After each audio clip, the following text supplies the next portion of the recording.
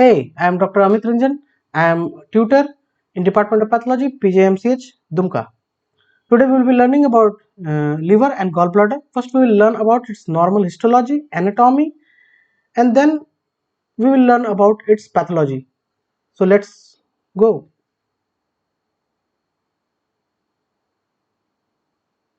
So first of all, liver. Liver is divided into several segments. What are the segments? There are several segments named as segment 1, segment 1, segment 2, segment 3, segment 4, segment 5, segment 6, segment 7, segment 8. Okay, further the segment 4 is also divided into 4A and 4B in the superior and inferior portion. Okay, first of all, the first lobe, the first segment, that is the conard segment, that is situated posteriorly. So we will not be able to identify it, but it is there. Okay, then what happens? This is the right side of the liver, and this is the left side of the liver. Okay, you can appreciate it. Now first of all, due to the main portal fissure, this is the main portal fissure. Okay, now due to this, the liver is divided into right part and the left part. Okay, now the liver is again divided into several segments. Now let's take the left part. The left part is divided into left lateral sector and left medial sector according to its location.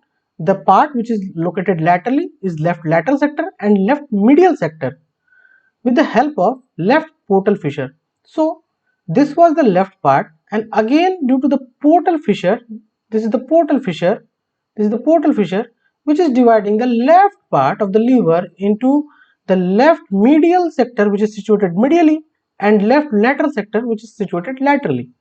Okay, now the left lateral sector is termed as segment 2. The left medial sector, then again it needs to be divided. It gets divided with the help of umbilical fissure. This is the umbilical fissure. Now umbilical fissure, due to the umbilical fissure, the left medial sector gets divided into segment 3 and segment 4. This is the segment 3 and segment 4. Now let's come to the right part. Right part gets divided into right lateral sector and right medial sector with the help of right portal fissure. So in the right part, if I draw a line from the right portal fissure, it will divide the right part of the liver into two segments, that is the right lateral sector and right medial sector. Now the medial part is again divided into two segments, segment 5 and segment 8, and the lateral sector, right lateral sector, is divided into segments, segment 6 and segment 7. So these are termed in a clockwise fashion, 5, 6, 7, 8. So how the segments of the liver are divided? First of all, the posteriorly situated segment, that is a segment 1. Now the liver is divided as a whole into left and right parts with the help of main portal fissure.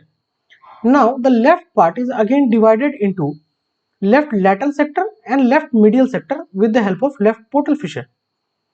Then the left medial sector is again divided into segment 3 and segment 4 with the help of umbilical fissure. So in the left part there are three segments, segment 2, segment 3 and segment 4.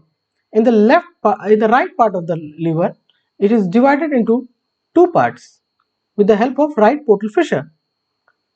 The right medial sector is again divided into segment 5 and 8, and the right lateral sector is divided into segment 6 and 7. The terminology which we use here is in the clockwise fashion, 5, 6, 7, 8. So in this way you can remember. So what is the trick to remember it? So you need fissures. First of all, you need fissures. You need to remember that it needs fissure to divide the lobes, divide the segments of the liver. Okay, first of all remember this. So what fissures can be present? First of all, you can think about at least portal. You can think portal. You can think GB is there, so portal system, portal hypertension. You think so. You need to remember the main portal fissure. The main thing is the main portal fissure. Whatever you remember, fissure, main portal fissure. Now the left part, you have to Rattamaro. That is the no, you don't need to write tomorrow. In this also there is logic. Okay, the first of all, left part is divided into left middle sector and left lateral sector without the left portal fissure, and the right part is divided into right lateral sector and right middle sector without a right portal fissure. Then again fissure is there and there is portal fissure only. There is portal fissure only. The middle part, the mid section was divided with the help of main portal fissure, but the left and right were divided with the help of left portal fissure and right portal fissure. Only one thing you will have to remember is that the left medial sector is only divided by the umbilical fissure. Rest fissures you can remember easily with the help of logic. Okay, and the nomenclature is also I have made easy, that 5, 6, 7, 8 in a clockwise fashion. Okay, let's go to the next slide. So we have talked about the anatomy. We have talked about the anatomy, little bit about the anatomy, not in a whole, as the weight and all that, the arterial system and arterial supply and venous drainage. We are not talking about those things. We are talking as a superficial about the anatomy. Now we will be talking about the histology. We are more concerned with the histology because we will deal about it in pathology while talking about the morphology. Okay. Now, what is there inside liver? Actually, there are hepatocytes. There are lots of different types of cells, but we will now concentrate about the hepatocytes. What are there in hepatocytes? Hepatocytes are polyhedral shaped cells. Okay, polyhedral shaped cells with central nucleus. Okay, we will discuss about it in later slides, that there are villi and all that in it and how they are arranged. Okay, so first of all, the cells as an overview, I am teaching it. I am making it clear that as an overview, that these polyhedral cells are arranged in a cord-like fashion. In a cord-like fashion. Okay, these polyhedral cells are arranged in a cord-like fashion. See here, the polyhedral cells are arranged in a cord-like fashion. Okay, cord-like fashion. These are making cords. Okay, what are there in between these cells is the sinusoids. Okay, what these sinusoids are doing, we will discuss it.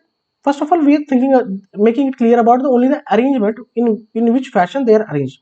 So the hepatocytes, which are polyhedral cells with the central nucleus, are arranged in a cord like fashion with in between sinusoids. Okay, and they are arranged in a hexagonal pattern. See, this is a hexagon pattern, hexagon shape. Okay, this is a hexagon shape. I'm not drawing it properly, but it's in a hexagon shape.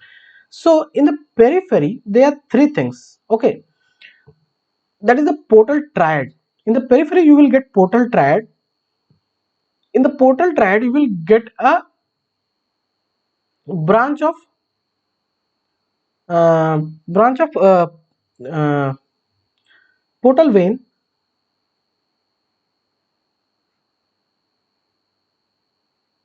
hepatic artery,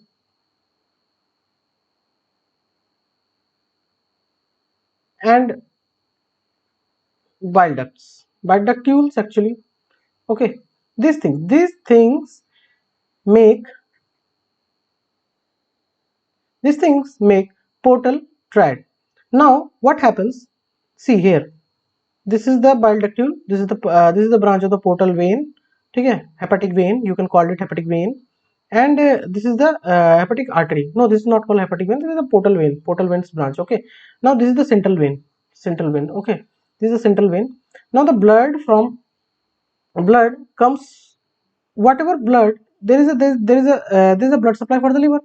For that, the heart will give direct blood to the liver via hepatic artery, but the blood from the stomach and the intestine, which is containing various metabolites and various harmful products also, those will be carried by portal vein. Okay, and both this blood will flow in this direction and get drained in the central part of this hexagonal structure, that is the central vein. Central vein is situated in the center of the hexagonal arrangement of the hepatocytes, and the blood will be drained from this hepatic artery. Directly from the heart, the blood will come to this hepatic artery, that will go from periphery to the central part of the hexagonal pattern in which the hepatocytes are arranged, and the blood from the stomach and intestine, which is carrying various metabolites, various harmful products also, will be carried by portal vein to this branch of portal vein, and then it will be carried to the center of this hexagonal arrangement of hepatocytes. Okay, see, so this is the arrangement, in which the hepatocytes are arranged. Okay, and we have talked about this is the portal vein.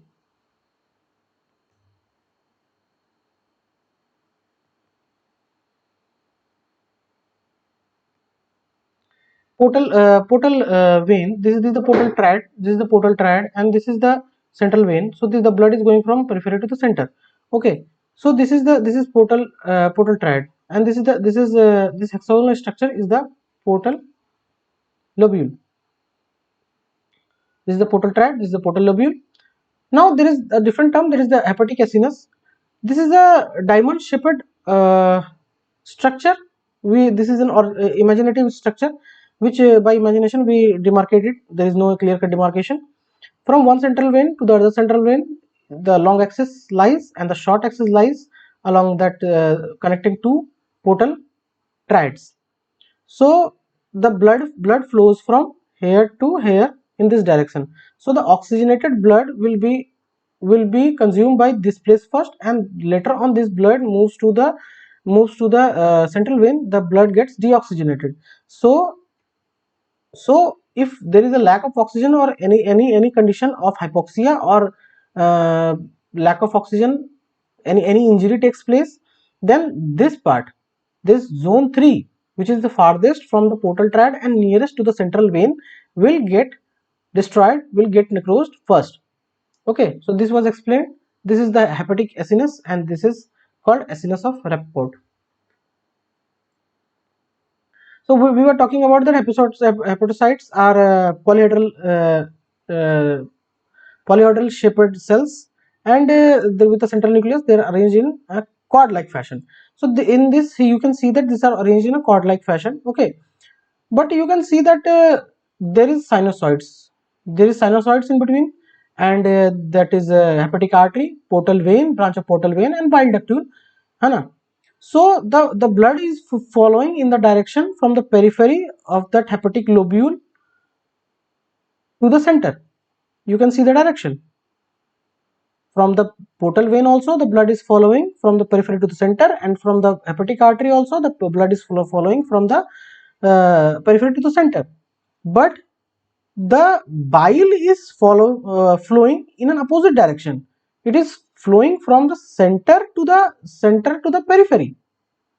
Okay, the hepatocyte is excreting bile here. The hepatocyte is excreting bile here. The hepatocyte is excreting bile here. The hepatocyte is excreting bile here, and this bile is going in this fashion, opposite fashion, from center to periphery.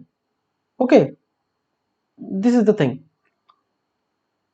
Now we will talk in detail what is the architecture. So you can see here, these are the hepatocytes. These are the hepatocytes, polyhedral cells with central nucleus, and this is the portal vein. The portal vein and the hepatic artery both are following blood from the periphery to the center, as I have already discussed. And this is the sinusoid. You need to make it clear that sinusoids are not capillaries. There is difference between sinusoids and capillaries. In sinusoids, the basement membrane is also fenestrated. The basement membrane is incomplete. Okay, the basement membrane is incomplete, but in capillaries the basement membrane is complete. There is fenestrations in fenestrated capillaries, and in complete capillaries there is no fenestration events. But if you compare fenestrated capillaries with sinusoids, the difference is that both contain basement membrane, but the basement membrane in sinusoids is also fenestrated, so it is more leaky. Okay, so this is the sinusoid. These are the sinusoids. The blood is following from the periphery to the central from hepatic artery and branch of portal vein to the central vein. So there is a space between this sinusoid and the hepatocytes also. This space is called space of Dizzy. This is very difficult to imagine, but with the help of this diagram you can imagine it. And this space of Dizzy contains hepatic stellate cells. Now there are Kupffer cells also, which are the macrophage cells, which are present in the sinusoids, and this will help in breaking down of the metabolites, which are harmful metabolites and harmful substances which are getting absorbed from the intestine and stomach, and which are coming to the liver via portal system. So these Kupffer cells are helping to purify the blood. Okay, but you can see that the direction in which the blood is following from the portal vein and the hepatic arteriole to the central vein, the in that the same opposite direction, in opposite direction of that, the bile is getting flowing, that the bile is actually flowing from center to the periphery. That is the opposite direction to the blood which was actually flowing from the periphery to the center. So I can write it down here that blood is either it is coming from directly from the heart or from the stomach or intestines. It is coming by the hepatic artery, it is coming by the portal vein, and it is going to the liver. This blood is flowing from periphery to center. What periphery? What center? The hepatic lobule, which are hexagonal in shape, which is the basic architecture of liver. And bile is flowing from center to periphery. See, so this is easy, nothing so much complicated. The same thing I have made it clear. Okay, this is the space of Dizzy, and in this there are lots of stellate cells. In the sinusoid there are Kupffer cells, and there are these are hepatic stem cells also are present. This is the endothelial lining. Okay, these are the hepatocytes, and the villi are present. The villi are present towards the sinusoid side, towards the space of Dizzy, SOD, towards the SOD, to the villi of hepatocytes are present. Okay, so you have to learn it, you have to remember it.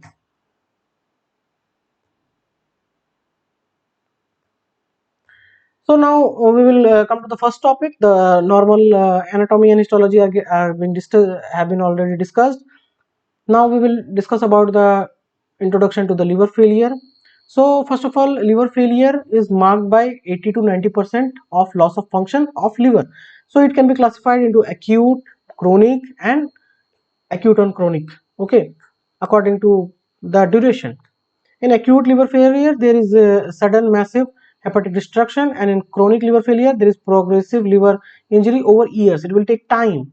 Okay, and acute on chronic liver failure, acute injury that is superimposed on chronic disease. So if the patient is already having a chronic liver failure and he is getting exposed to any source of stimuli which is making the liver again sick, then it will lead to acute on chronic liver failure.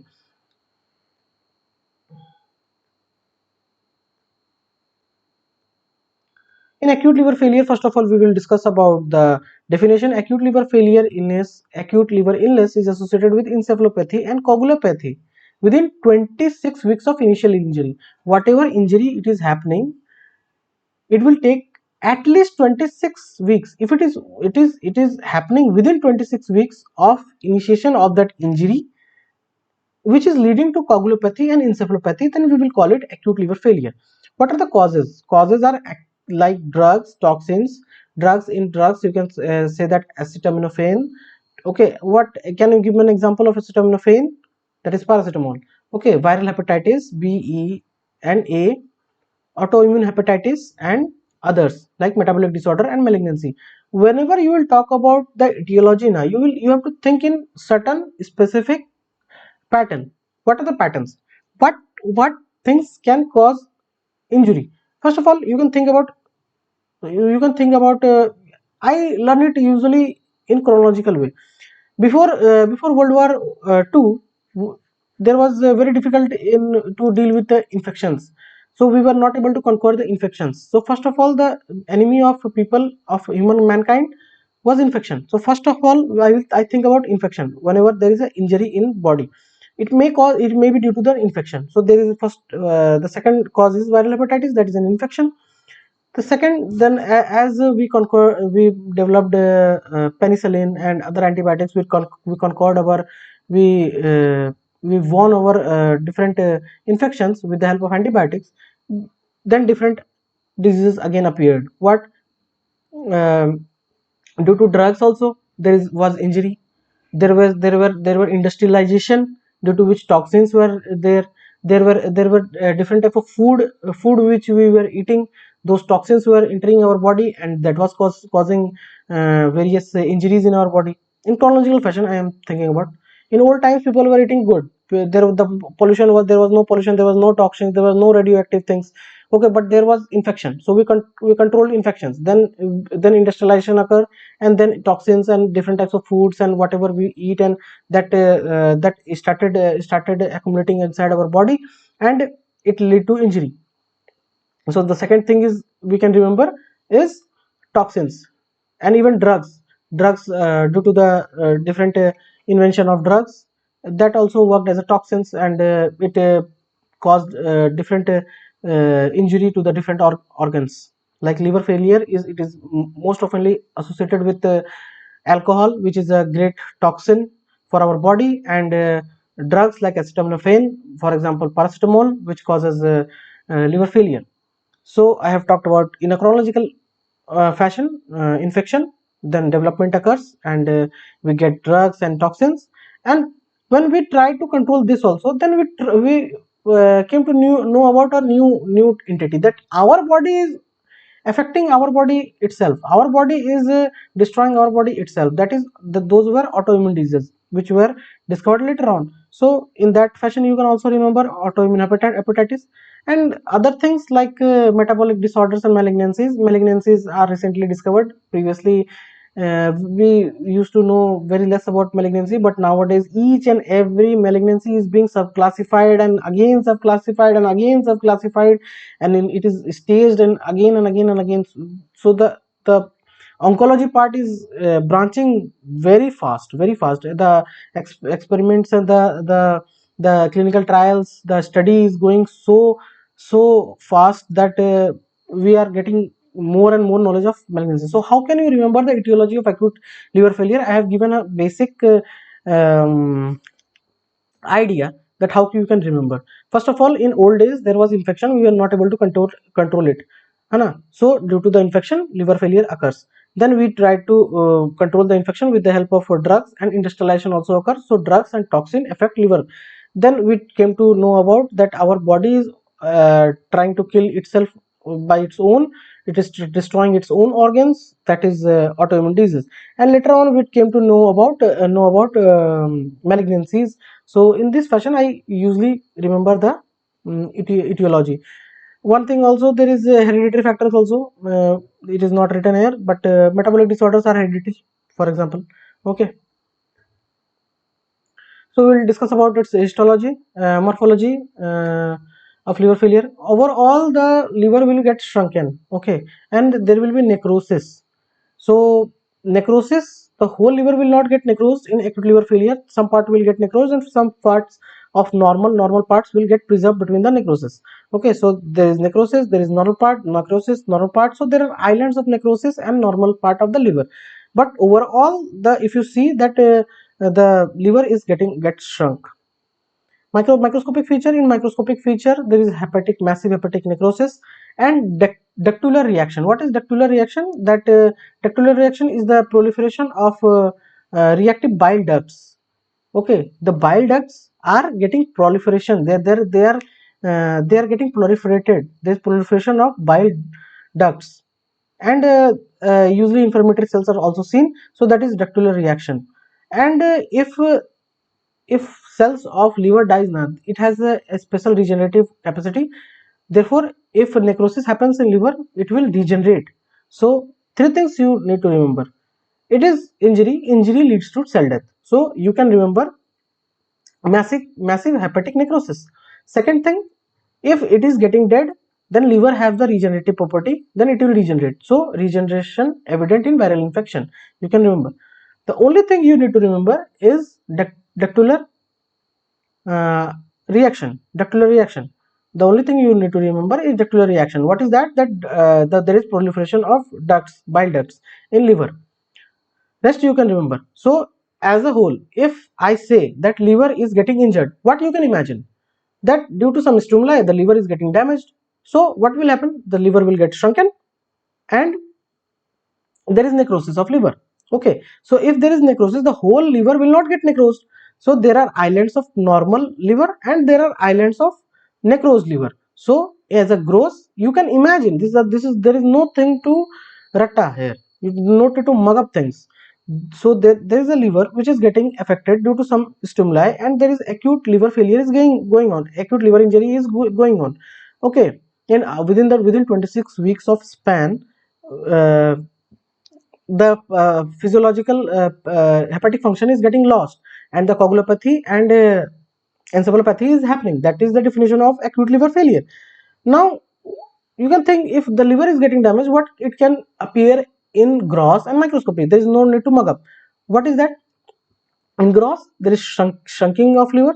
The liver size is reduced and there is islands of normal liver parenchyma and necrosed liver parenchyma. Okay, and how it is that? Because in acute liver failure, whole of the liver will not get involved. There will be normal part, there will be necrosed part. Okay, the second thing, in microscopy, the injury leads to cell death, so there is necrosis. The second thing, that the liver is has a regenerative property, so if there is cell death, it will regenerate.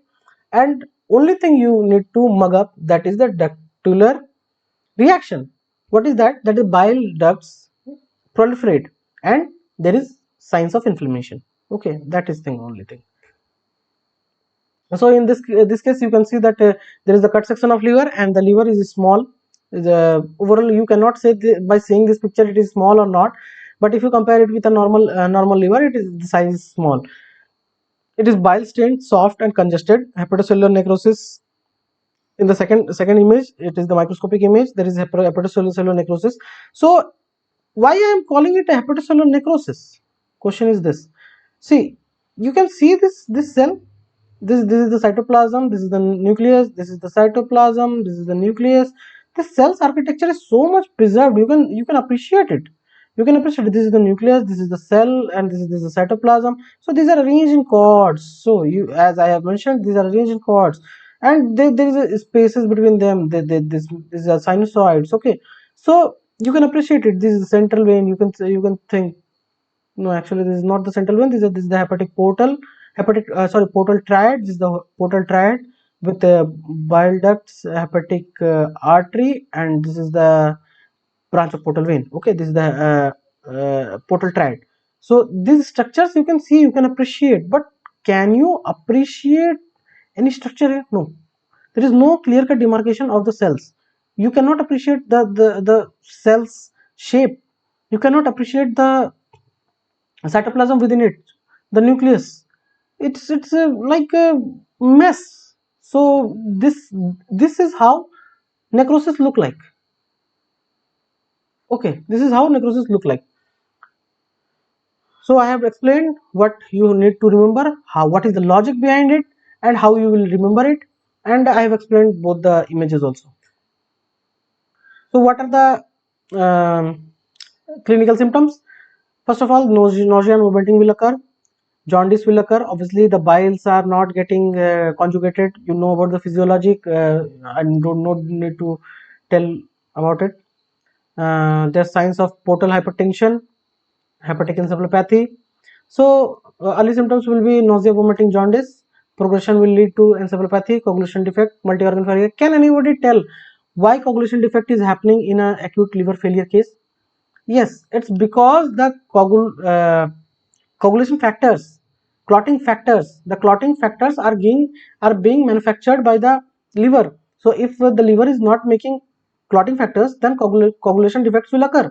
Second, encephalopathy. Why encephalopathy is happening? Because liver is responsible for metabolization of ammonia, and if liver is not able to do that because of acute liver failure, then this ammonia will accumulate in your brain and it will lead to encephalopathy. Multi-organ failure will also occur. We will discuss the mechanism about it. Complications: cholestasis can occur, hepatic encephalopathy I have already said, coagulopathy I have already said, portal hypertension we will discuss in great detail, and hepatorenal syndrome. Okay, chronic liver failure. Now let's talk about chronic liver failure. Association: it is most of the time it is linked with advanced fibrosis and cirrhosis.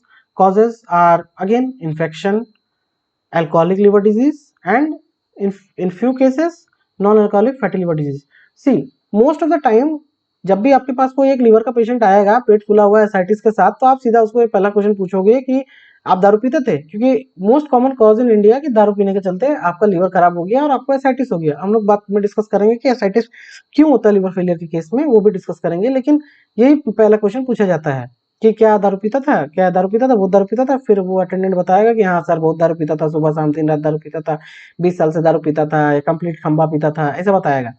ठीक है. सो the most common cause of liver failure is alcoholic liver disease. Okay, the second is the infection. In India is a developing country, so infection like hepatitis can occur. We are still not taking vaccines for it, and apart from these two there is a third cause, that liver of a healthy person who is not taking alcohol, in that patients also liver is getting damaged, and it is getting damaged chronically. Chronic liver failure is occurring in it. So that condition is called as non-alcoholic fatty liver disease, NAFLD. We will discuss it later in our next upcoming lectures. Now in chronic liver failure, the morbidity we will discuss that it is the 12th most common cause of death in USA. So we get only USA data, so we discuss USA data only, nothing else. Morphology of chronic liver failure. So liver failure, we talked about etiology. We will directly talk about. We know that why pathophysiology. You can understand that this toxins is leading to the necrosis of the hepatocyte. So that was the pathogenesis. So pathogenesis in acute liver failure or chronic liver failure is same, but in acute liver failure it is occurring in a fast, rapid speed, but in chronic liver failure it is occurring in a slow speed. Okay. In chronic liver failure, what is the morphology we can get? In gross features and microscopic feature. In gross feature, parenchymal nodules surrounded by dense fibrosis. See, okay, let's discuss this point first. Parenchymal nodules surrounded by dense fibrosis. What is fibrosis? Fibrosis is the healing. Whenever the tissue will heal, it will try to uh, try to make granulomatous tissues, granuloma. It will try to make granuloma, or if it is not healing, it is taking more time, then granuloma will not form, and it will lead to formation of fibrosis. Okay, collagen will get deposited and fibrosis will occur if it is taking long, chronic. You have learned in this about in general pathology lectures that healing occurs by two ways.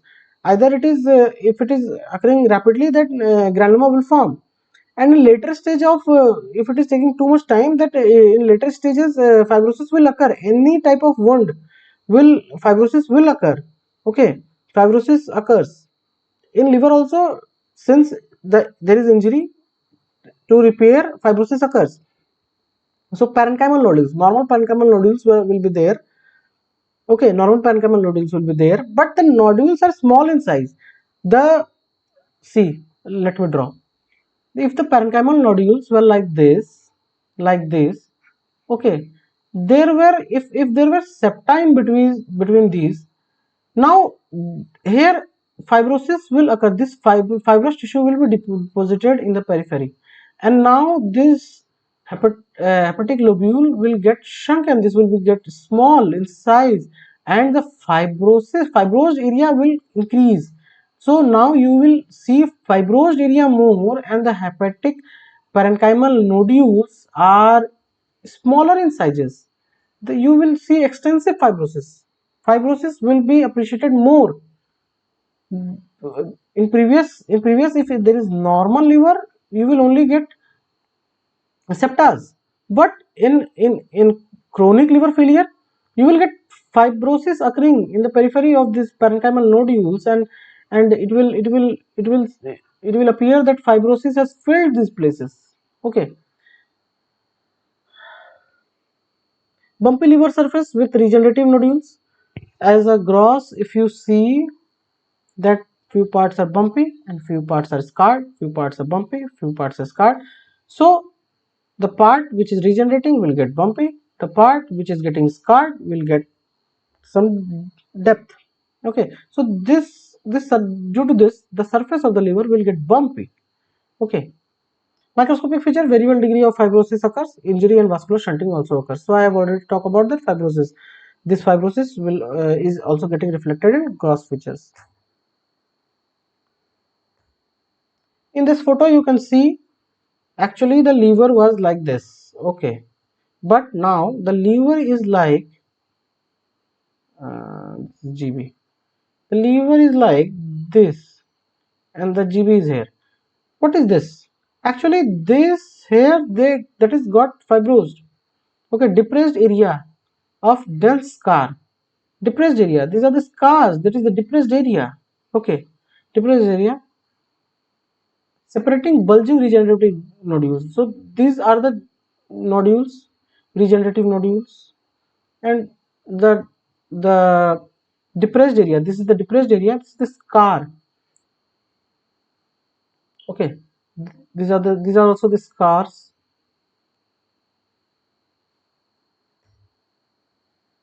Microscopic features of chronic liver failure. See, as I have already said, these were the hepatic, sorry,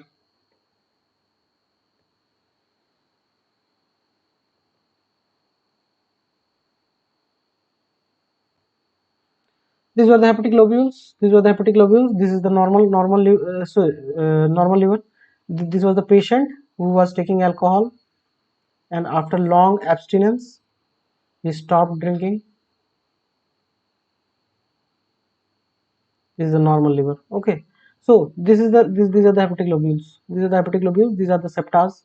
Okay, these are the septas. These are the septas. But you see here, there are the septas. The septas are filled with collagen. These are blue in color, and in here we are using meson trichome stain, which stains blue to the collagen. This is the question which examiners ask very frequently. Okay, so you need to remember that collagen gives blue color when we stain with meson trichome stain. Okay, so when we stain this section of alcoholic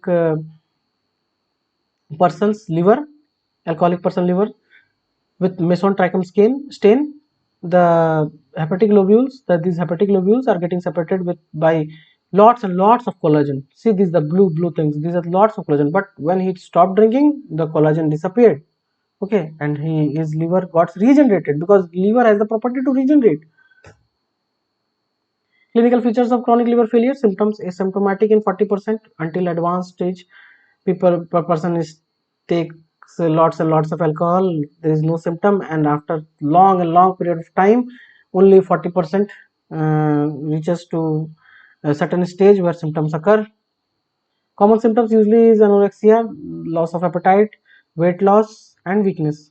Advanced symptoms: jaundice, encephalopathy, coagulopathy. Jaundice I have already explained why jaundice will occur, because liver's function is to metabolize bile, it is to excrete bile, and if liver is not in a healthy state, it will not able to excrete bile.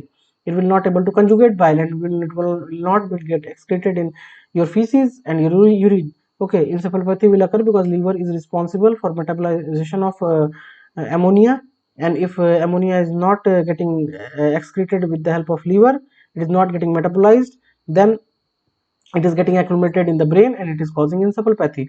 Coagulopathy, because liver is manufacturer of several clotting factors, and if it is not in a healthy state, then clotting factors will not get manufactured in liver.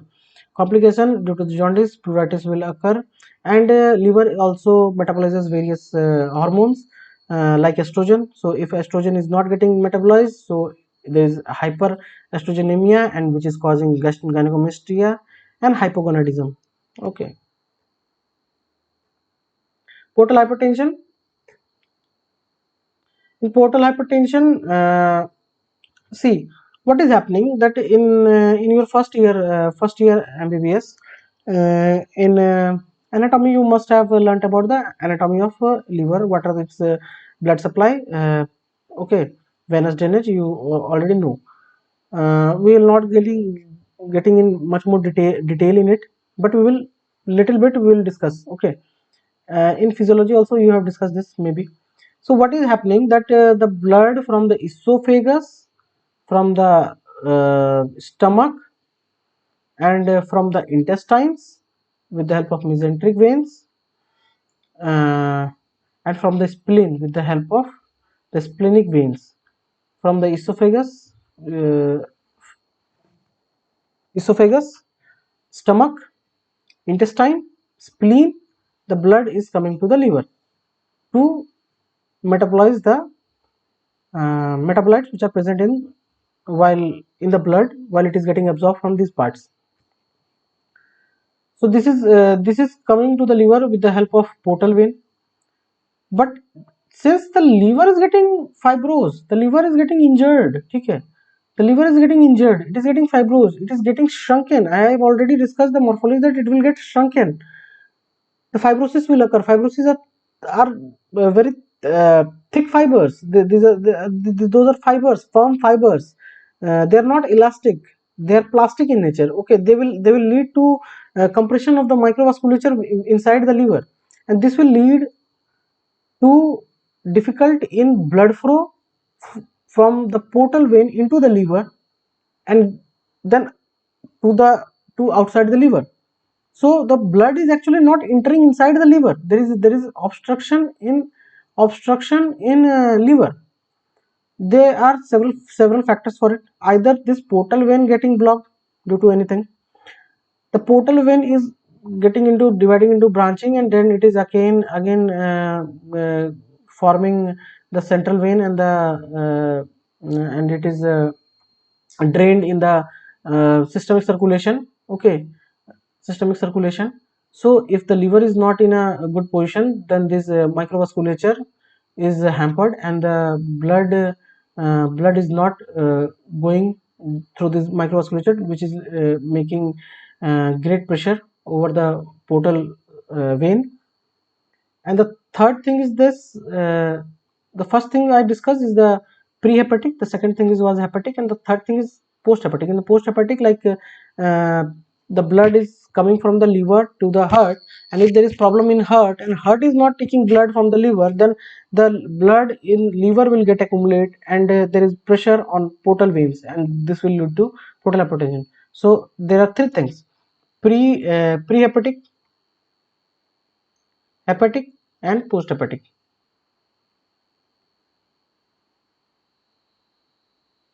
In pre-hepatic, if the portal vein is getting obstructed due to any cause. Okay. In hepatic, if the liver is getting injured and getting shrunken, and the microvasculature in the liver is getting hampered, due to which back pressure is getting created on portal vein, and it is leading to portal hypertension. And post-hepatic causes, like cardiac causes, is not allowing the blood from the liver to come back in heart. So there is back pressure in again in portal vein, and this is leading to portal hypertension. Okay.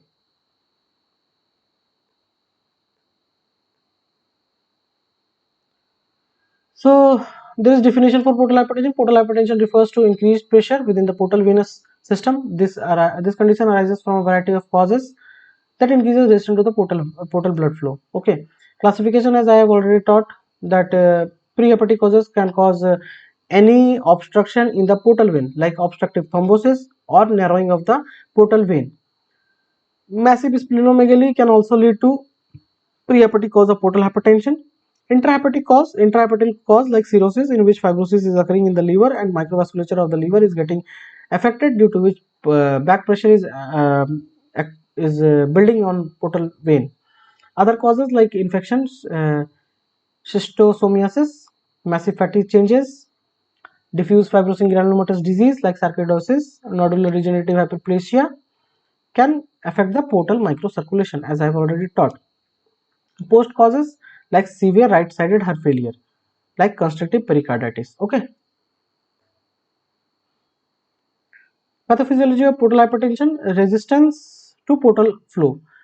Portal vein is taking blood from different parts like esophagus, intestine, stomach, from the spleen to the liver. So there is a resistance. How the resistance is getting developed? Due to the contraction of vascular smooth muscles and myofibroblasts.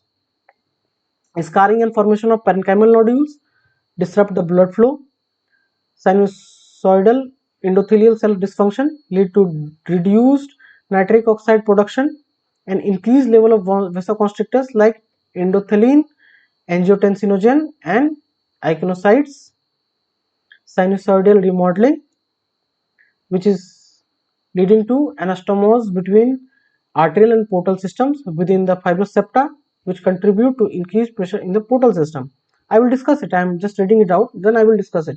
Leads to arterial pressure build, arterial pressure being imposed on the low pressure portal venous system, worsening hypertension. So let's discuss one by one how the resistance to the portal flow is occurring. Mechanism. First, this one. Okay. Contraction of vascular smooth muscles and myofibroblasts. In the liver, I have taught that there are not only hepatocytes, there are other cells also. So the smooth muscles, vascular smooth muscles and myofibroblasts within the liver is making the microcirculation within the liver getting contracted, and this is making back pressure on portal vein. Okay. Second thing is scarring and formation of parenchymal nodules. Okay. First of all, the blood vessel smooth muscles is contracting. Second is the parenchymal nodules are getting scarred. The parenchymal nodules are getting scarred. There is fibrosis occurring in between them. They are getting scarred, and then fibrosis is building up between them, between the hepatic nodules, parenchymal nodules, and this is again compressing those microvascular components. So this was second. Third one is sinusoidal endothelial cell dysfunction. So I have already taught that what is difference between capillaries and sinusoids. In both of these, there is endothelial cells. Endothelial cells secrete few things like NO, nitric oxide. This nitric oxide is responsible for vasodilation. Okay, this is responsible for vasodilation, but this is not getting secreted. The secretion of this is decreased, and so vasodilation will not occur.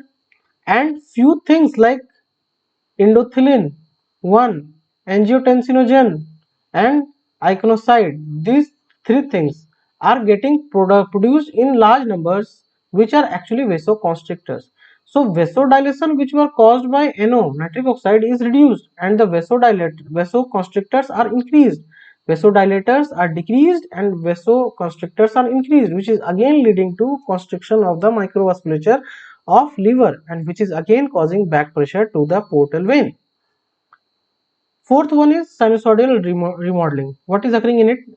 There is anastomosis occurring between the portal system and arterial system. Okay, so whatever the arteries and the portal vein are entering, there is anastomosis is occurring, is forming between them. But you know that artery is high pressure system. The pressure is more in artery, and in veins the pressure is low. So this anastomosis is further on disrupting the things. This is leading to worsening of hypertension in the portal vein. Okay, the sinusoidal remodeling, which is leading to anastomose between the artery and vein. The high pressure in artery, the pressure is high, and in vein the pressure is low. There is anastomosis there is anastomosis forming between these two. This again, high pressure from the artery, the blood is going through this anastomosis in the vein. This is leading to increased pressure in portal vein. So in this way, portal hypertension is occurring. So what are the four methods, four mechanisms by which portal hypertension is occurring? First one is the contraction of the vascular smooth muscles and myofibroblasts. Second is the scarring and formation of parenchymal nodules, which is disrupting blood flow. Third is sinusoidal endothelial cell dysfunction. There is decreased secretion of nitric oxide, and there is increased secretions of iconocytes, angiotensin, and endothelin 1, which is leading to vasoconstriction. And the fourth one is sinusoidal remodeling, in which there is anastomosis between the arteries and the veins, due to which the high pressure of the arteries is causing high pressure in the veins also. Second thing is increased portal blood flow. How this can occur? This can occur due to the arterial vasodilation in the splanchnic circulation. Key mediators to it are nitric oxide, इसमें prostacyclin और TNF भी role play करता है, और increase splanchnic arterial flow results in enhanced venous result return into the portal system accelerating portal hypertension. Portal hypertension पहले से ही था, पहले तो हमने ब्लॉकेज हो गया, जा नहीं पा रहा है. क्यों नहीं जा पा रहा है? क्योंकि वेसोडाइलेटर्स रिलीज नहीं हो रहे हैं, वेसोकॉन्स्ट्रिक्टर ज्यादा रिलीज हो रहे हैं, उधर से आपके मायोफाइब्रोब्लास्ट और जो स्मूथ मसल्स है ब्लड वेसल्स के वो कॉन्स्ट्रिक्ट हो जा रहे हैं, पैरेन्काइमा जो है उसमें आपका स्कारिंग हो जा रहा है, और जो एनास्टोमोसिस बन जा रहा है साइनोसॉइड के चलते. इसके चलते प्रेशर पहले ही पोर्टल वेन में ज्यादा है, उल्टा ब्लड फ्लो भी बढ़ गया.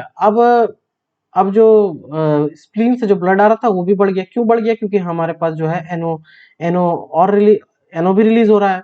इन सर्टन केसेस एनो ज्यादा भी रिलीज होता है, कम भी रिलीज होता है, ये डिपेंड करता है. ठीक है, तो एनो ज्यादा भी रिलीज हो रहा है, इसके चलते आपके जो स्प्लिनिक वेन्स है वो ज्यादा डायलेट कर जा रहे हैं, जिसके चलते स्प्लिन का जो ब्लड फ्लो है वो फिर पोर्टल वेन में आ जा रहा है और ज्यादा उस पर प्रेशर बना रहा है. So the major consequences of portal hypertension is hepatic encephalopathy, ascites. Other things are also there, but first I will talk about hepatic encephalopathy. In hepatic encephalopathy, as I have already said, that there is no metabolization of ammonia, and which is getting accumulated in brain, and several psychological features will be seen in hepatic encephalopathy. Patient will be in delirium state, disoriented state. Patient becomes aggressive. Ascites, in ascites, it is by definition it is the accumulation of fluid in the peritoneal cavity. Cirrhosis is responsible for 80%, 85% of the ascites cases. What is ascites? Ascites is actually collection of fluid in the peritoneal cavity.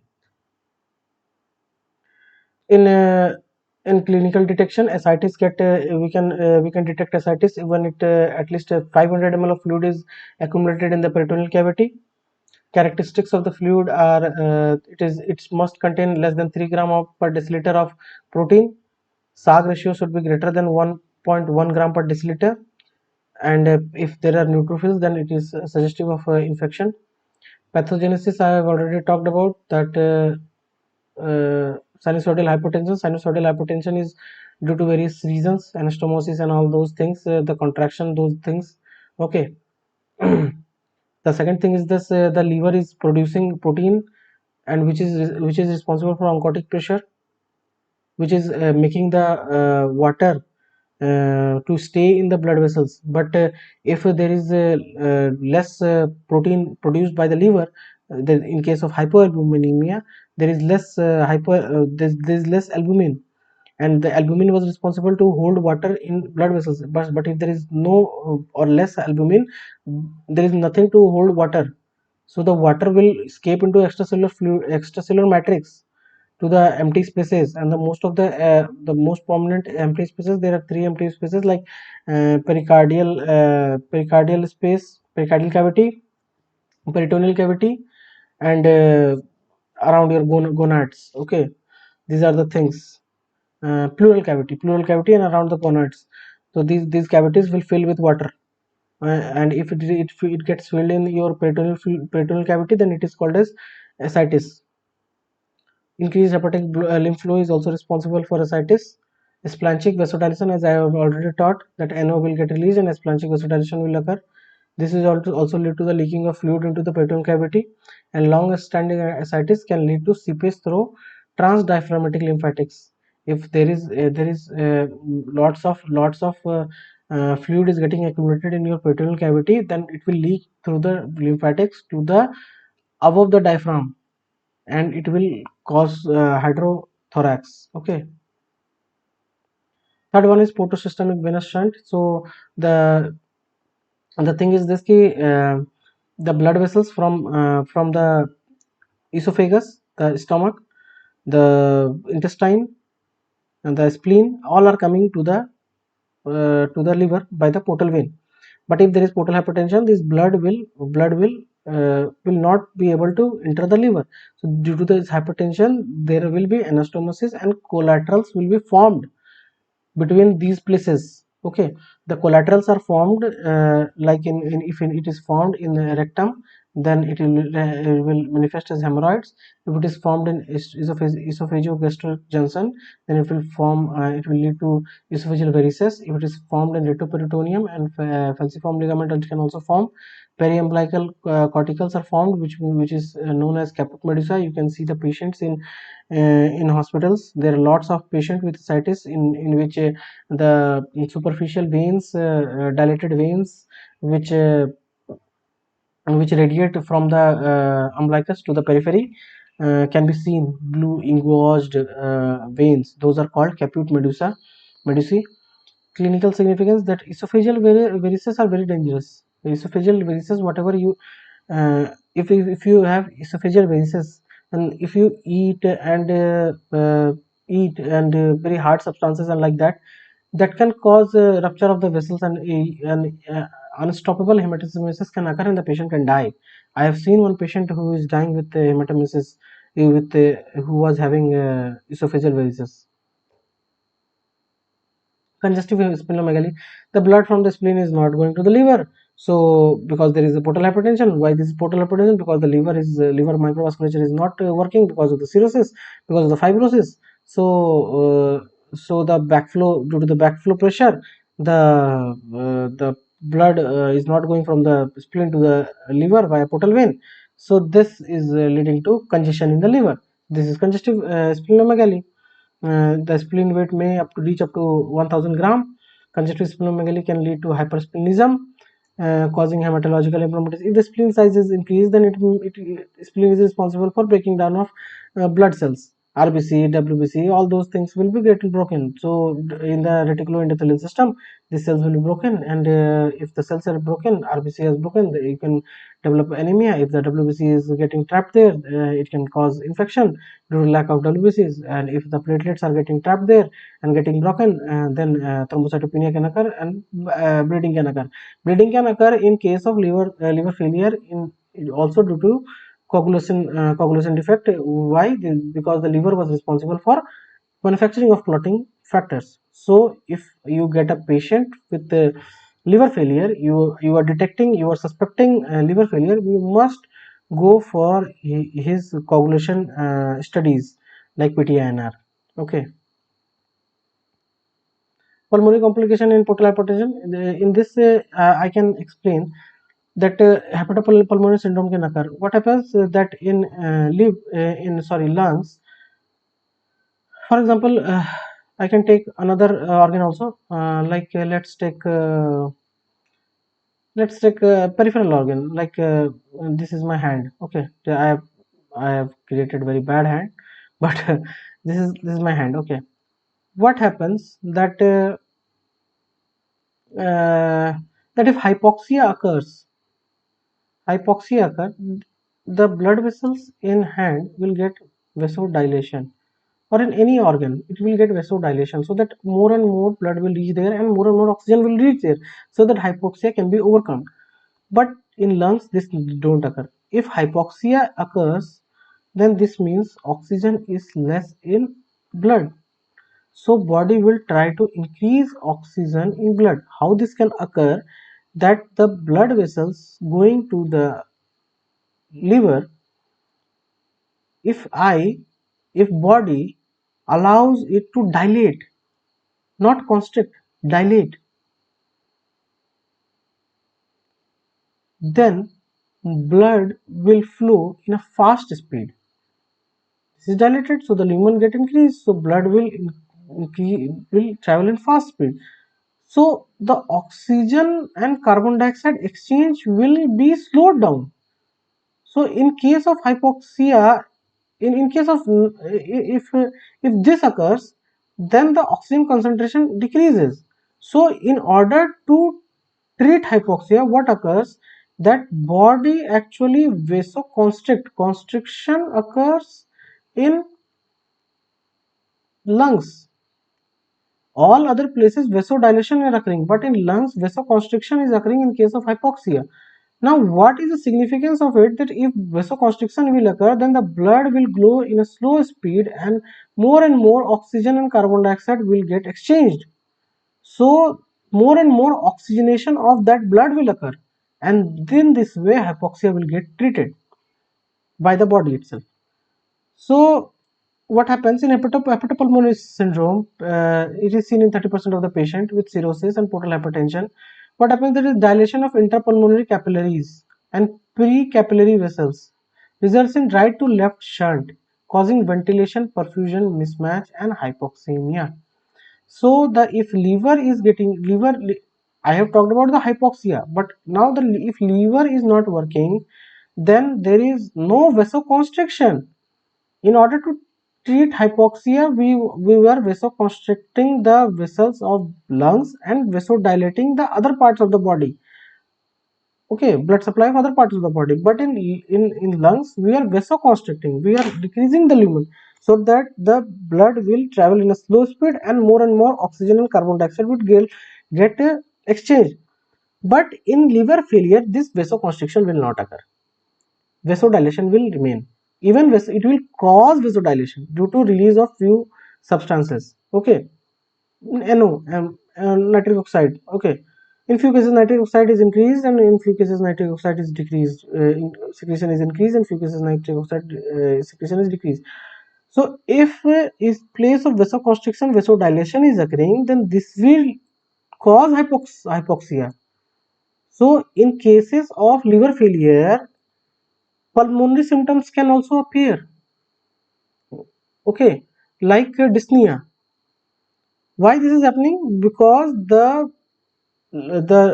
failed liver, the liver which is failed, it is leading to the release of nitric oxide, which is dilating the blood vessels of lungs, and this is leading to less oxygen carbon dioxide exchange and less oxygenation of blood, which is reaching the lungs. And there is a few shunts are also created, which is directly shifting the blood from right to left. Okay, this is leading to lack of oxygen in our body, and which is leading to hypoxemia. So due to the liver, lungs can also get affected. This is called hepatopulmonary syndrome.